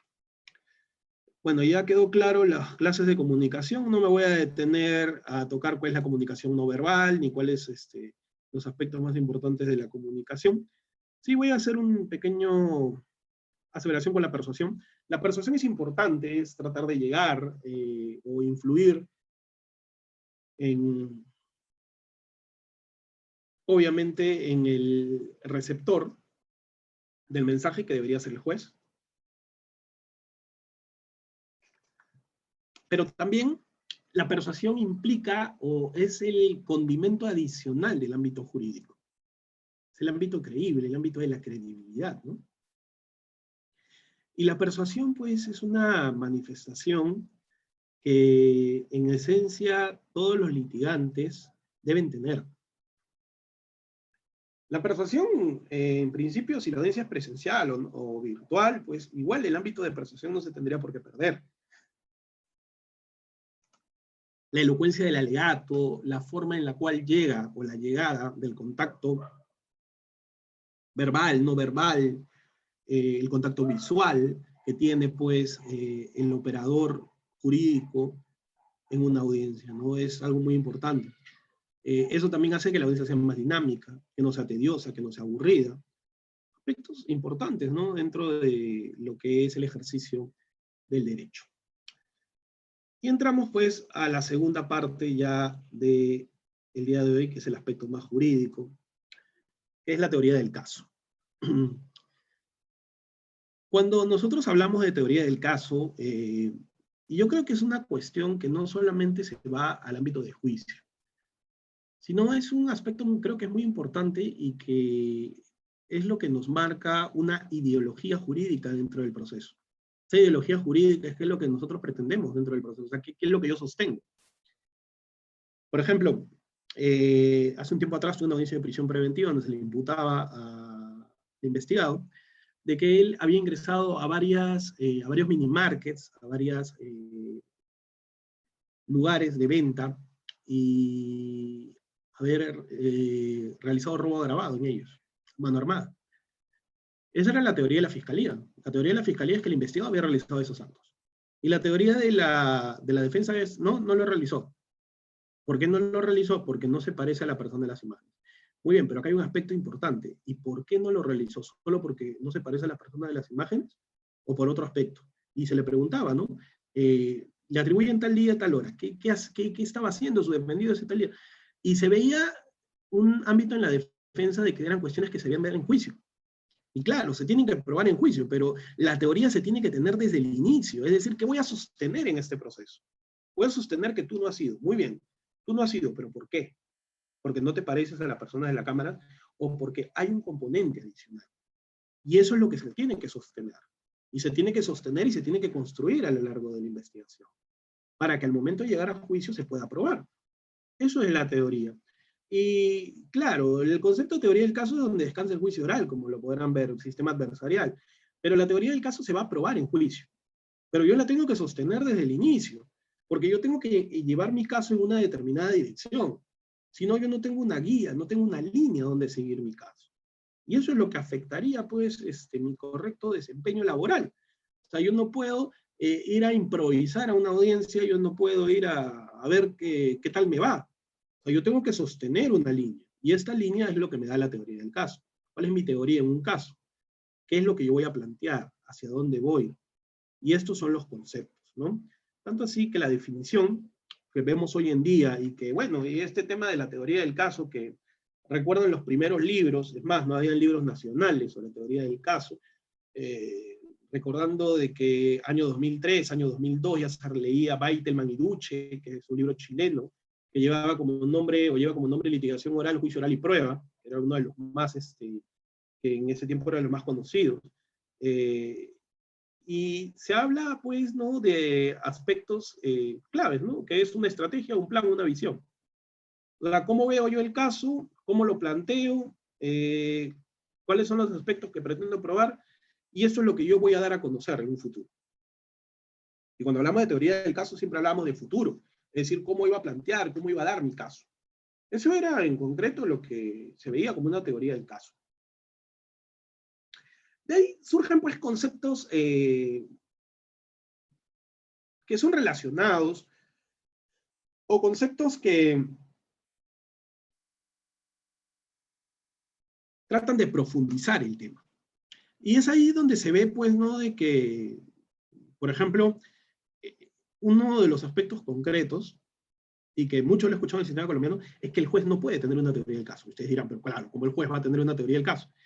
Eso implica de que el juez no se parcialice. Eso implica de que el juez siempre se mantenga imparcial. Porque cuando el juez adopta una teoría, pues el juez se contamina. Y esta teoría puede afectar en su correcto desempeño durante el proceso. Los únicos que pueden tener una teoría del caso, es decir, un ámbito bajo el cual surgen probabilidades que deben ser investigadas y deben ser probadas, son las partes, fiscalía, defensas.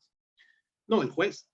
Y esto genera de que la teoría del caso sea un aspecto muy metodológico del proceso. ¿Qué quiere decir esto? Que la teoría del caso de cada una de las partes tiene una hipótesis central, que es decir, lo que yo creo que ha sucedido. Y esto que yo creo que ha sucedido tengo que probarlo. Entonces esta hipótesis va a tener premisas, va a tener variables, y va a tener una construcción metodológica a efectos de poder probar la misma. Esto es lo que vendría a ser nuestra teoría del caso. Al final puede ser algo cierto, puede ser algo falso, pero tiene que ser probado, tiene que ser contrastado. Eso es lo interesante, digamos, de que en el aspecto jurídico, pues, se puedan advertir de que la teoría del caso nunca es rígida, nunca es única, nunca es dura. La misma, pues, tiene una característica flexible. Porque lo que yo inicialmente o al inicio creo, a lo largo del proceso puede ir cambiando. Y por eso surgen también los acuerdos. Por ejemplo, la terminación anticipada. La conclusión anticipada del juicio. Son circunstancias que se pueden dar. Y es porque la teoría en sí es así. Bueno, luego tenemos más conceptos. Me quedo acá con el de Bateman y Ducci, ¿no? La teoría del caso. Bueno, acá está. Es un ángulo desde el cual es posible ver toda la prueba. Y ellos nos hacen ver circunstancias bajo las cuales la teoría del caso la enfocan desde el ámbito de la prueba. ¿Y la prueba tiene relación con la teoría del caso? Bueno, la teoría del caso tiene un aspecto fáctico, que son los hechos, que creo que ya todos los conocemos. Tiene un aspecto jurídico, que es cómo enfoco estos hechos. Pero tiene un aspecto que sin él, pues la teoría del caso no sirve. O sea, queda en un limbo, queda en un vacío, no la podemos probar, que es la prueba, efectivamente. Entonces, el aspecto probatorio es el aspecto central de la teoría del caso, pero es el que menos se habla. Si yo no tengo un sentido probatorio o una base probatoria sólida, mi teoría no sirve. Es como querer probar una tesis que no tiene contraste probatorio o no tiene forma de poder ser acreditada. Entonces, eso no va a servir, ¿no? Lo mismo opera acá con la teoría del caso. Bueno, ya hemos visto las características, me quedo con esta, la penúltima, flexible, ¿no? Flexible. Ahora, única, pues yo no puedo llevar 5 teorías, pero hay sus excepciones. El Ministerio Público sí se le faculta tener una acusación alternativa, y esa es una excepción a la teoría del caso. ¿Por qué? Porque aquí ya no lleva una, sino lleva la posibilidad de tener una segunda teoría. Entonces, miren aspectos importantes propios de nuestro sistema. Yo le estoy hablando de litigación oral en un sentido general, y en sentido general deberíamos tener una teoría. Pero en nuestro sistema la fiscalía puede tener una más. Es una posibilidad. Ahora, la defensa jamás. La defensa, y eso es una de las cuestiones que a mí sí yo no comprendo. O la defensa, o buscas una absolución, o buscas una atenuación. Pero la defensa no puede buscar nada más. O sea, la defensa no puede ir a juicio y decir, sí, soy responsable, pero pido que me absuelvas, pues. O, ¿sabes qué? Sancióname, pero si puedes me absuelves. No, pues, o es una o es otra. No puedes ir por dos aspectos que se van a contradecir en sí. Bueno, está de más responder cuál es la utilidad de la teoría del caso. Creo que ya he indicado para qué no sirve la teoría del caso. No la enfoquemos solo desde el juicio, porque si la queremos enfocar solo del juicio, pues nos sirve para organizar el alegato de apertura. ¿Y cuál es el alegato de apertura? Pues es el primer contacto de las partes con el juez, pero a nivel de juicio, que lo vamos a ver en un momento. Bueno, creo que ya la importancia también hemos ahondado bastante en este sentido. Y vamos a ver los elementos que ya hemos mencionado un poco, pero vamos a reforzarlos en el sentido de a qué quieren comprender. A ver, vamos a ver, creo que hay una pregunta. ¿Podría dar un concepto de teoría del caso? Bueno, creo que di varios, pero me quedé en uno central, ¿no? Vamos a retroceder un poquito.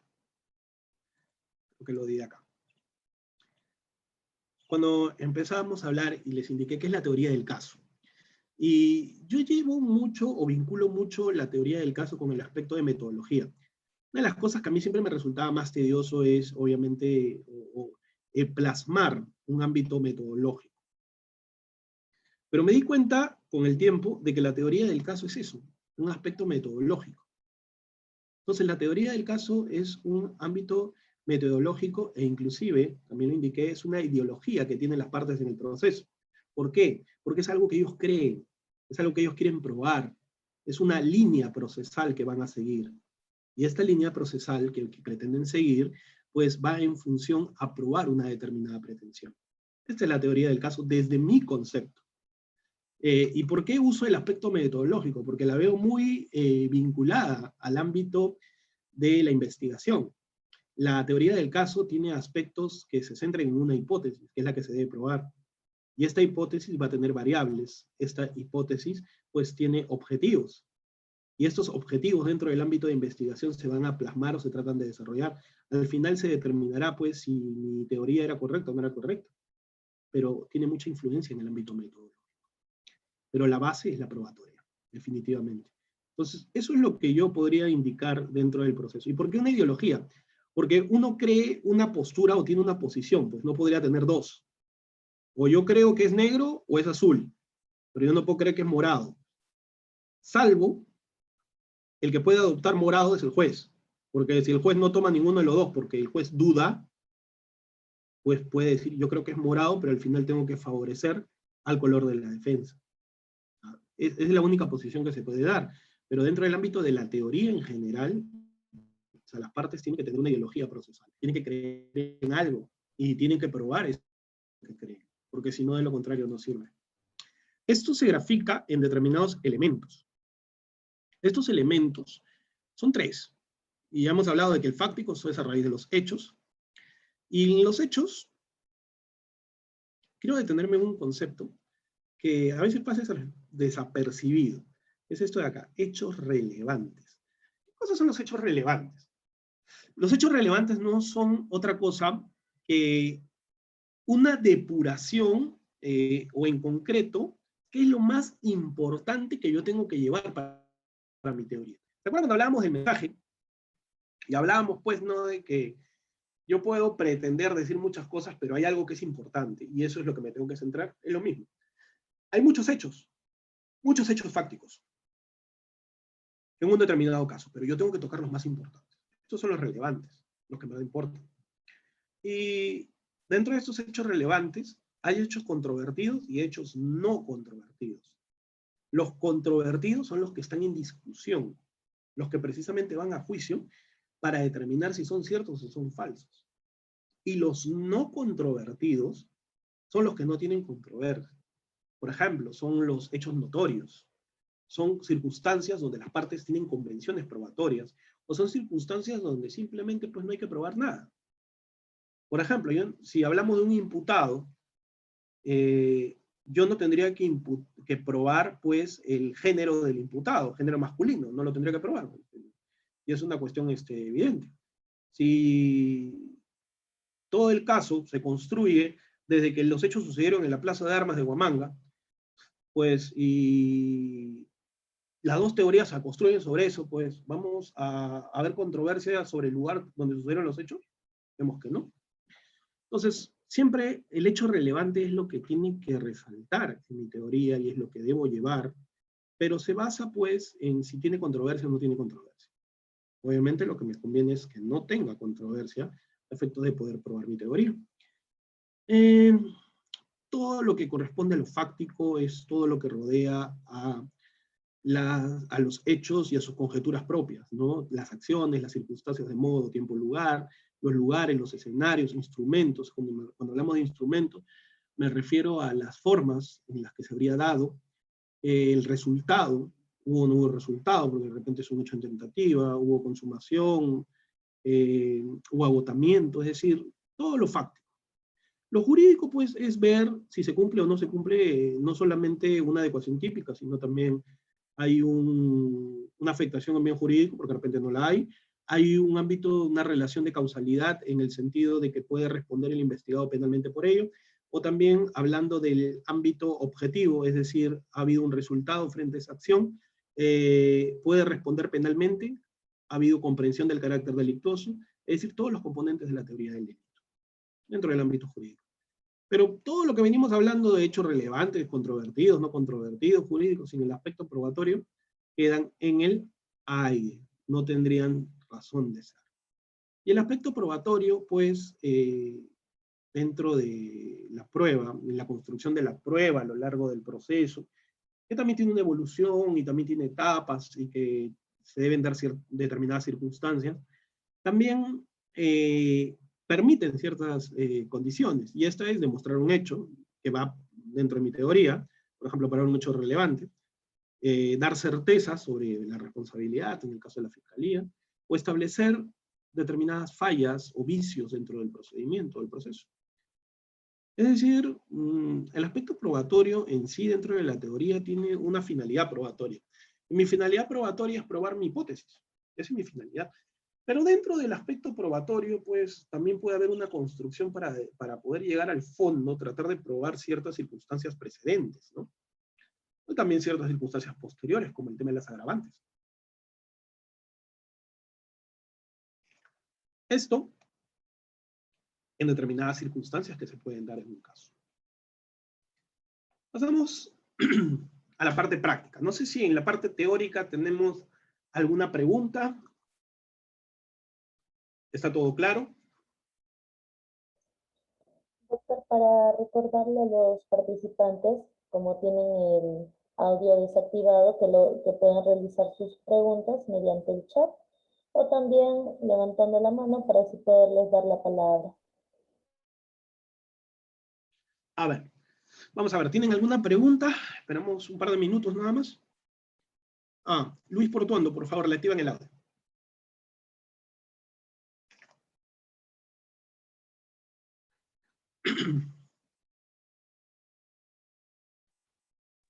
Buenas noches, doctor. Sí, buenas noches. Sí, doctor, cuando usted manifestó, ¿no?, que solamente las partes, en este caso, pues, no, la defensa y la fiscalía son las que tienen una teoría del caso, ¿no?, la cual, pues, van a defender su... Doctor, esto no implica, o sea, que el juez no tiene, pues, no en sí una teoría del caso, porque esto significaría que se contamine, ¿no? Pero no es, doctor, que el juez vaya tomando una postura de el caso que él considere buscar, ¿no? Se busca en un proceso de la verdad material, la verdad justicia. A ver, hay que delimitar ahí primero el momento procesal. Un juez de investigación preparatoria no podría tomar una posición. Es decir, el único momento en el cual el juez de investigación preparatoria puede tomar una posición, digamos, de fondo, final, es con una terminación anticipada, ¿no? Por eso es importante de ver si el investigado acepta o no su responsabilidad. Pero imaginémonos que en una prisión preventiva tome una posición. Pues le va a dar prisión preventiva porque va a considerar que es culpable. Y eso no podría ser. El juez de juicio sí tiene que a lo largo del juicio adoptar una posición y llegar a una conclusión final. Pero la teoría del caso, ojo, es una finalidad, es una ideología. Entonces, cuando hablamos de contaminación del juez, hablamos de que el juez está afectado o ya está predispuesto a algo. Es como que mucho se comenta de casos como, por ejemplo, si un juez es víctima de violencia familiar y tiene que juzgar un caso de violencia familiar, ¿puede estar influido? ¿Puede tener su teoría frente a ello? Y claro, ¿no? ¿Va a ser imparcial? No, no va a ser imparcial. Pero si es un juez imparcial, a través de la actuación de pruebas y a través, pues, del alegato inicial, pues sí va a tomar una posición, pero que va en construcción. Eso sería la razón de ser. Pero desde que el mismo, antes de, ya esté predispuesto, eso no podría ser. Porque ahí sí adoptaría una teoría. Eso no podría ser posible. Eso es lo que quise indicar. No sé si está claro o hay alguna repregunta u otra pregunta frente a ello. A ver, creo que hay una pregunta en el chat.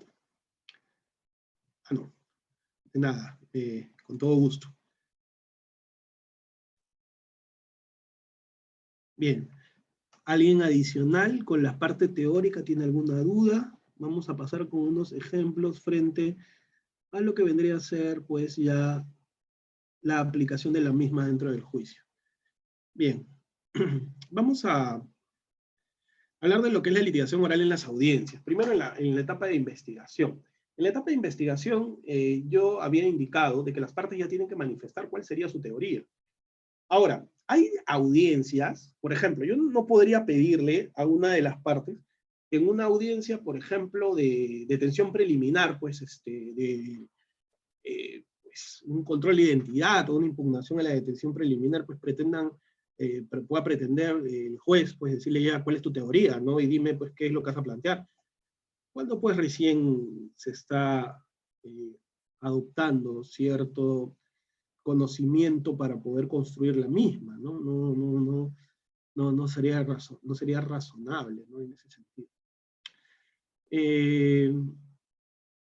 Pero sí existen actos a nivel de la investigación donde es esencial tener una teoría. Por ejemplo, en una audiencia de excepción de improcedencia de acción. O sea, la cuestión ya de la defensa dentro de su teoría es que el hecho no es típico, o el hecho no es antijurídico. Por ejemplo, en el caso del policía Miranda, en el caso de Piura, que abatió dentro de la teoría de la defensa a un delincuente que estuvo en riesgo su integridad, su vida, y que aplicó un ámbito de cumplimiento del deber. Su teoría desde un inicio era de que su conducta no era contraria a la norma jurídica, es decir, no era antijurídica, porque cumplió un deber. Esa es su teoría. Y claro, en este caso la fiscalía tenía que probar de que no fue un cumplimiento de un deber, es decir, lo contrario, y tenía que haber un sustento. Finalmente este caso me parece que fue sobreseído, pero en este caso en concreto, podemos ver cómo se aplica el criterio dentro de una determinada teoría en determinadas audiencias. Hay audiencias que se puede y hay audiencias que no se puede. Hay audiencias pues que la propia naturaleza de la misma pues no le puedes pedir a las partes que tengan una teoría. Por ejemplo, una tutela de derechos. En una tutela de derechos pues busca la protección de un derecho fundamental. Entonces, ¿qué teoría de fondo podrías llevar? No tendría lógica, ¿no? Pero hay casos, por ejemplo, donde la misma fiscalía ya tiene que marcar una teoría, cuando pide, por ejemplo, el embargo de un vehículo que habría sido, o el que se habría realizado un delito culposo, un accidente de tránsito, o un hecho derivado de un accidente de tránsito. Obviamente ya la fiscalía manifiesta una teoría, ¿no? Entonces eso es lo importante, digamos, dentro de la investigación, frente a la teoría del caso. Con respecto al juzgamiento, bueno, esta es la parte más importante, la parte esencial. ¿Por qué? Porque el primer contacto que tiene las partes con el juez de juicio es el nivel del alegato de apertura. Y el alegato de apertura lo que busca, y su nombre lo da, es inaugurar o dar mi primera intervención en un juicio, como parte del proceso. Y esta primera intervención en el juicio, pues, implica el primer contacto que tendría con el juez, a nivel de mi posición jurídica, mi posición fáctica, mi posición probatoria, mi línea a seguir, mi ideología que tenía en el proceso, lo que yo busco, que es mi teoría del caso.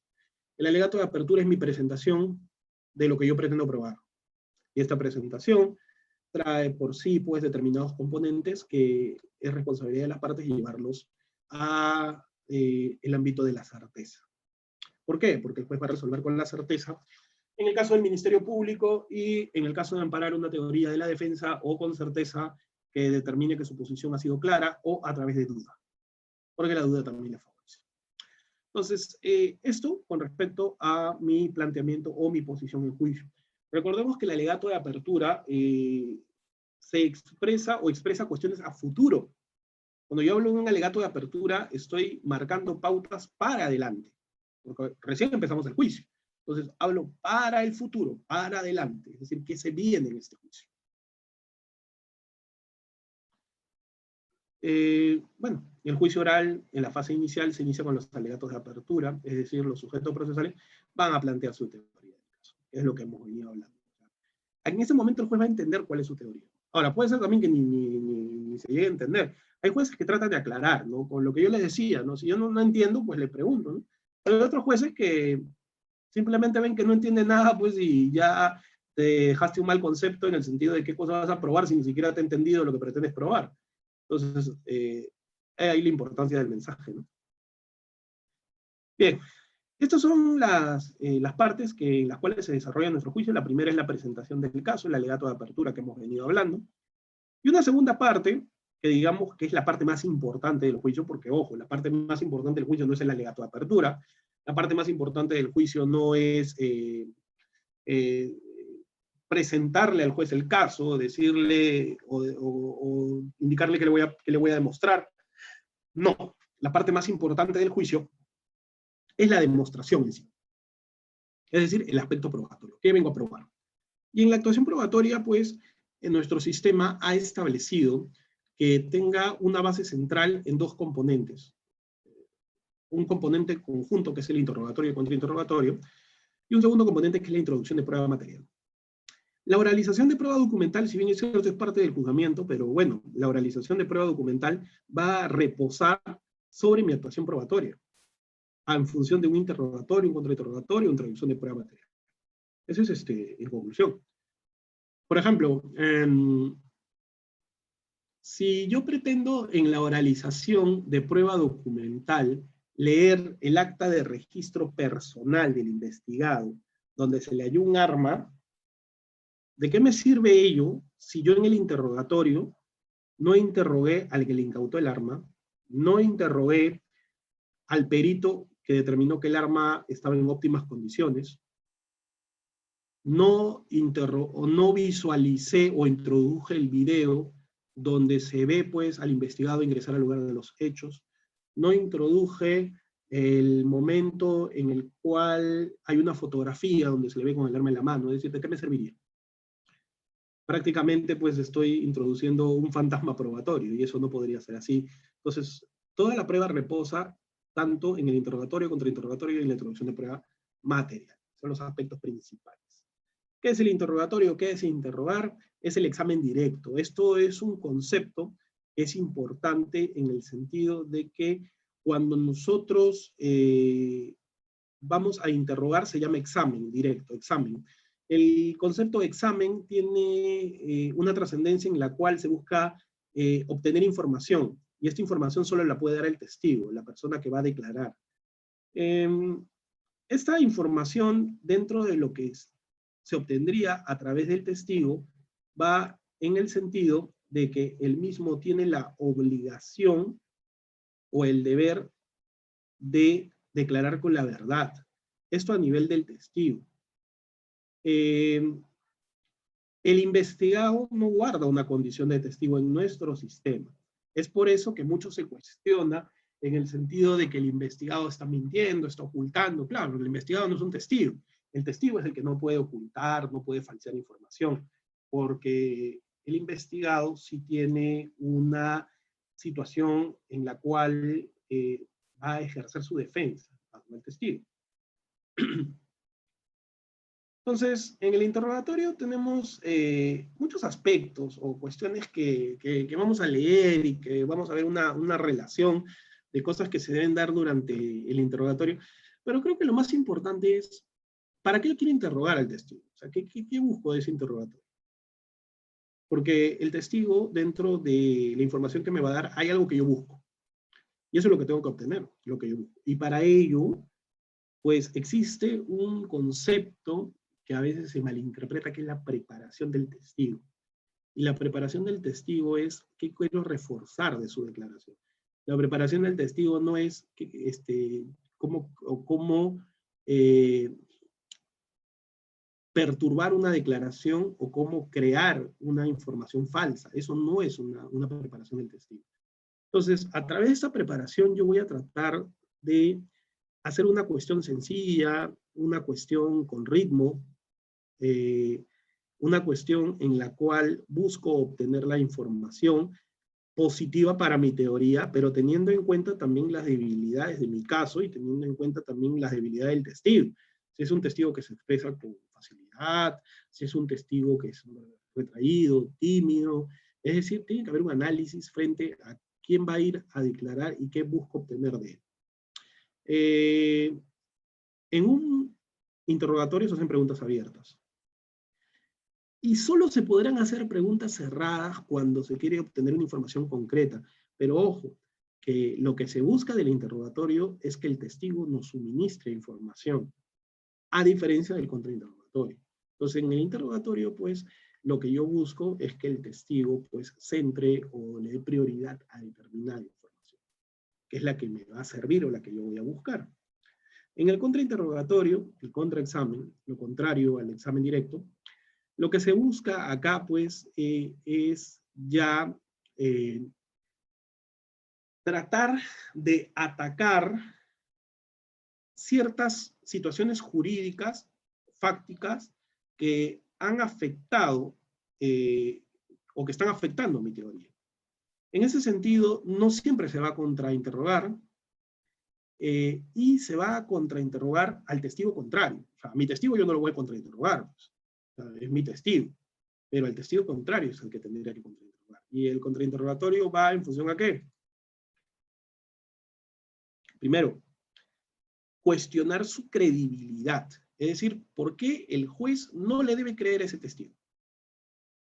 Por ejemplo, si es un testigo en el cual yo pretendo probar que en otros juicios ha mentido, o es un testigo que tiene antecedentes y su calidad moral está cuestionada, o lograr que el testigo, pues, entre en contradicción, determinar que él no dijo cierta circunstancia, y obviamente, pues, que ese testigo que ha declarado para la contraparte, al final termine demostrando aspectos negativos de la contraparte.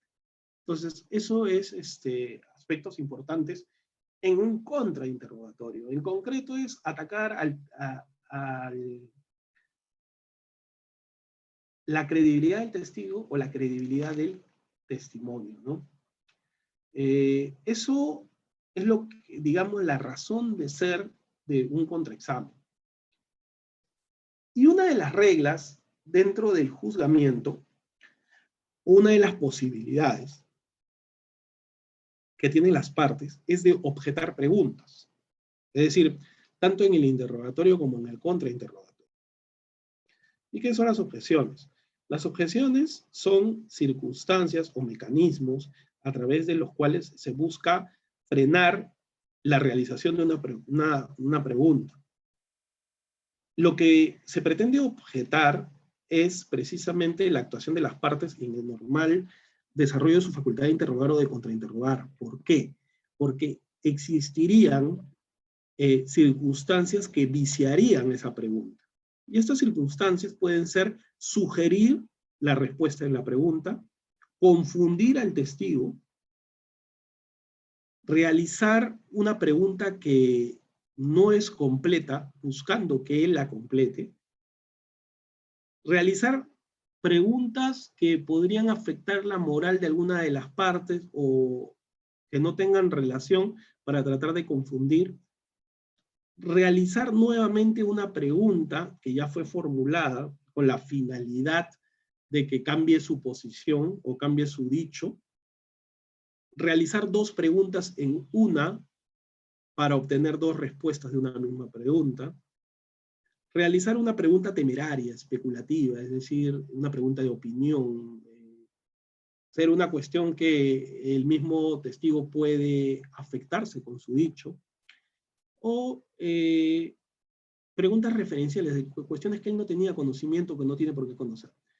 Esto se traduce en objeciones de determinado tipo, preguntas sugestivas, capciosas, ambiguas, impertinentes, irrelevantes, repetitivas, compuestas, especulativas. Y esto pues genera de que dentro de la actuación en juicio, las partes puedan objetar antes de que se dé la respuesta. Y uno de los problemas de la litigación virtual es el tiempo entre la pregunta, la objeción y la respuesta. Este sí es uno de los aspectos que yo veo, particularmente, que dentro de las audiencias virtuales sí puede afectar. Porque la objeción es rápida, la respuesta puede ser rápida, y en ese sentido podría llegar la objeción cuando ya llegó la respuesta. Y no porque hubo una demora en la objeción, sino porque hubo una demora en la señal de internet o en el mensaje, ¿no? Demoró en llegar el mensaje, precisamente por razones ajenas a la voluntad de las partes. Estas circunstancias, pues, generarían de que podría afectarse, ¿no?, la virtualidad en este tipo de casos. De repente es probable, ¿no?, de que los interrogatorios sean presenciales, los alegatos sí puedan ser de manera virtual, la oralización también puede ser de manera virtual. Es decir, yo creo que va a haber cambios, pero cambios positivos en el futuro, en determinadas circunstancias, frente a las audiencias de índole virtual. Finalmente, a nivel de juicio, tenemos lo que es las conclusiones, que vendrían a ser el alegato de clausura, que es el nivel de qué provee en el juicio y de qué manera lo provee, y la defensa material, que es el derecho del investigado de tener su último contacto con los jueces que van a resolver su caso, a nivel de juicio. Bien, estimados alumnos, no sé si tienen alguna pregunta, algo adicional que quieran comentar. Yo gustoso de poder atenderlos. Nuevamente, estimados participantes, invitarlos a hacer las preguntas mediante el chat o también levantando la manita para darles la palabra.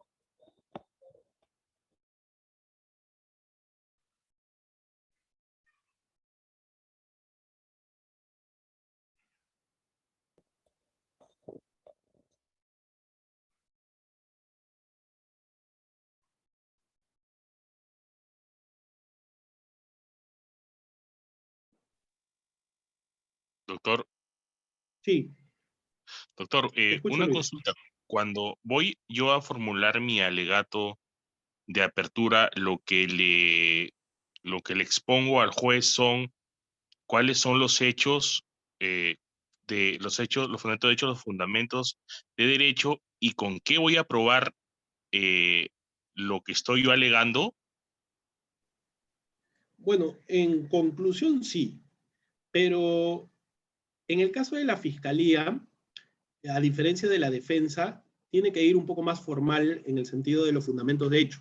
Quizás la defensa ya al haber escuchado los fundamentos de hecho de la Fiscalía, se va a simplificarle el alegato con respecto a los temas fácticos. Pero en el caso de los fundamentos de hecho, la Fiscalía, además de los hechos que se habrían suscitado, tendría que hacer una especial atención a cuáles son los hechos relevantes, que es una de las partes primordial de la teoría del caso. Porque si le vamos a repetir todos los hechos al juez, pues obviamente el juez en la acusación ya ve los hechos. Eh, o podría haberlos hecho. Entonces, lo importante acá es darle a nivel de información de calidad cuáles son los hechos relevantes, ¿no? Sería un aspecto que en la práctica debería darse más seguido. Hay una pregunta también de Germán Mamani Atamari. En la etapa de juicio, ¿en qué momento puede solicitar la prueba al juez la prueba de oficio? Esto se va a solicitar en la actuación de pruebas, no antes ni después. Bueno, podría ser después, una vez agotada la prueba, pero en el caso de la prueba de oficio es en cualquier momento de la actividad de la actuación probatoria en juicio, en cualquier momento. Es decir, luego del alegato de apertura, eh, cuando comienza la primera actuación probatoria, hasta antes del alegato de clausura.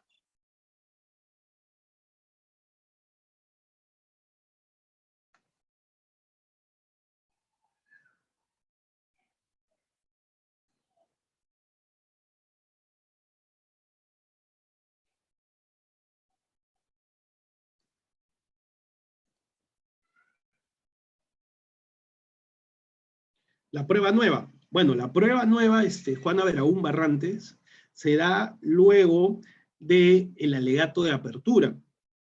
Luego del alegato de apertura, podría darse la posibilidad de que las partes presenten prueba nueva. Pero claro, está vinculada a la excepcionalidad dentro del concepto de lo que es nueva, ¿no? Que se desconocía, que fue indebidamente rechazada, es decir, circunstancias excepcionales.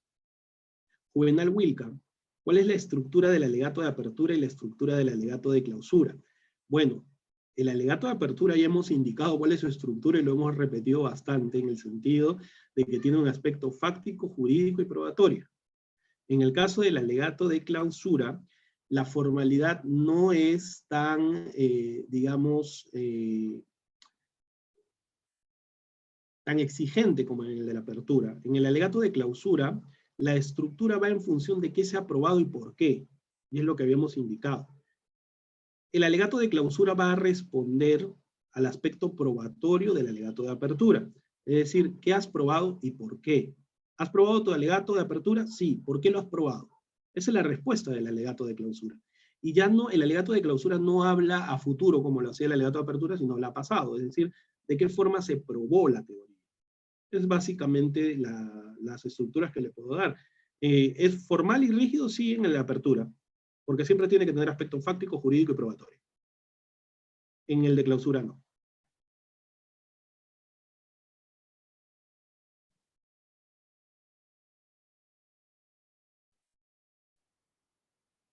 ¿Alguna otra duda?